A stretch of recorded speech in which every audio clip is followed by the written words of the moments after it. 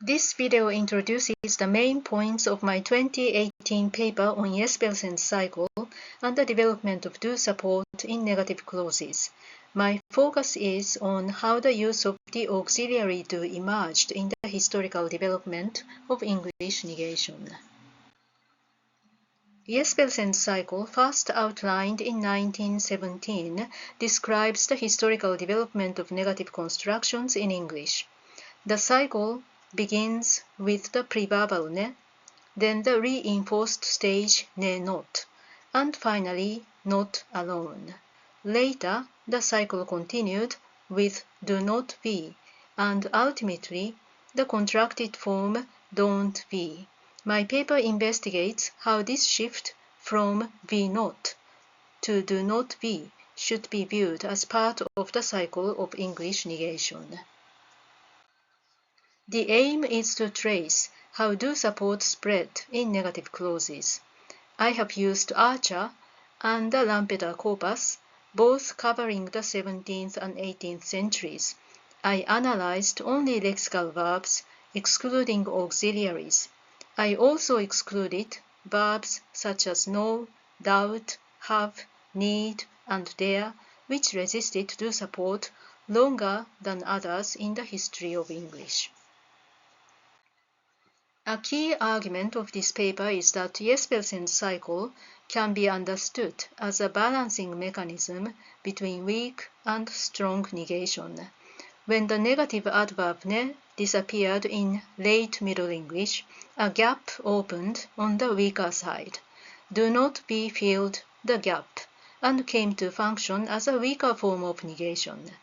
Weak and strong here are relative concepts depending on their relation to other negative forms in the system. The results show clear variation by clause type. In interrogatives and conditionals, which are less assertive, do not be spread relatively early. By contrast, in imperatives, be not remained the norm much longer.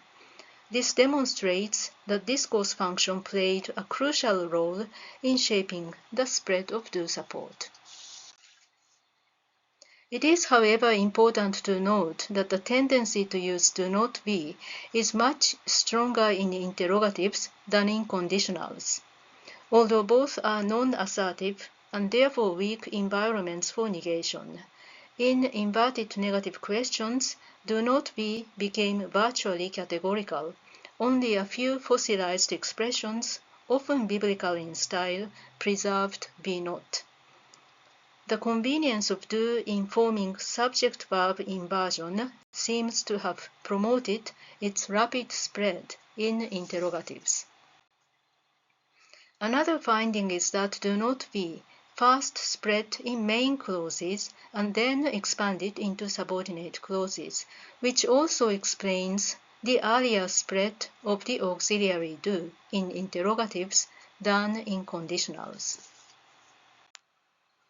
In conclusion, the replacement of be not by do not be reflects the cyclic balance between weak and strong negation.